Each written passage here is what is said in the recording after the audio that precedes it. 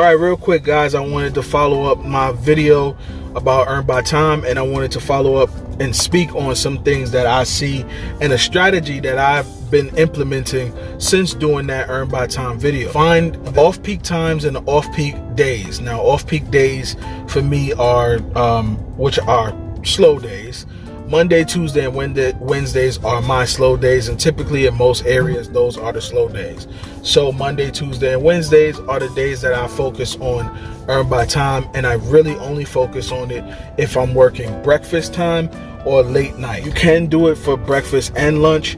That's been a good combination for me, breakfast and lunch doing it, Earn by Time, and then dinner just kind of doing earn per offer. And cherry picking a little bit during that time, looking for the best offers, and then constantly rinse and repeat.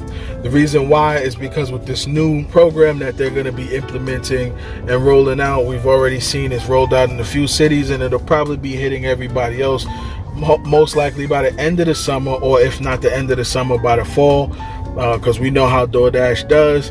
Once they try something out one place, then they start spreading it like wildfire. So with that being said, and with this new program being released soon, we have to start figuring out strategies and ways to still make our money and hit our goals. So I would say take the trash during the slow times and get your numbers up. Try not to let your numbers go lower than, I would say, the mid to high 80s or even the 90s, just so that you can always have room to kind of cherry pick a little bit during the dinner shift.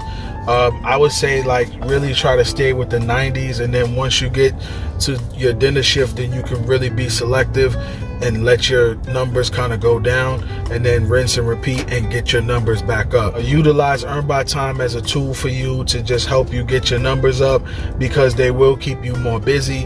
What I've noticed from when I was doing Earn by Time versus Earn by Offer was Earn by Offer, they really do try to prioritize higher paying orders, hence why sometimes I was sitting a little longer. When I do Earn by Time, I do not sit at all. They will send me an order that is 15 miles away. I could be in a place that doesn't even have good reception, that is so far away from restaurants, and they will send me that order, and it will be a no-tip order. So that's another thing you have to be careful of. I know you've seen a lot of videos of people making good money on Earn by Time, but that is market specific. It depends on your area. If your area is an area that people typically tip more than normal, then obviously Earn by Time will work better for you. But in my zone, in my area, I have a lot of no-tip orders, and that's why I wanted to do that video, was because I wanted to explain and express that to a lot of people. You may see some of your favorite YouTubers come on here and they do Earn by Time, and it works really well, and some of them will say it is market specific, and they will stress that. But I think even though they stress that, when you see those numbers, you may have a false outlook on it and think that, hey, it's going to work for me too. I'm going to be able to do Earn by Time and make good money. And I wanted to bring to you, in my zone, in my area, a place that isn't the biggest area. It's not in the heart of Atlanta. It's more in the outskirts, and it's not a wealthy area, nor is it a poor area, but it's like middle class and / upper middle class. Okay, I wanted to give you some real numbers. All right, please utilize these tools and utilize Earn by Time as a tool. Don't just rule it out and just do Earn by Offer, because I'm telling you, when you do Earn by Offer, something about the mind is very difficult to see a low offer and still accept it. When you don't have to see an offer and you don't know what it is, it's easier to just blindly and mindlessly accept that offer, and it works out really well. Please use this as a tool, because you're going to have to switch up your whole entire strategy. Unfortunately, with the way things are, we have to make some changes. I also noticed that with Earn by Time, they don't send me a lot of slow restaurants. If they know the restaurant is slow and they know that the time I'm going to have to wait, most of the orders are already on Earn by Time. Obviously, a lot of the orders are already on Earn by Time because they're no-tip orders. We know that, we understand that there are some, but there were quite a few orders that I had that actually had a tip on them. They were actually pretty good paying orders, and they still were ready as soon as I got there.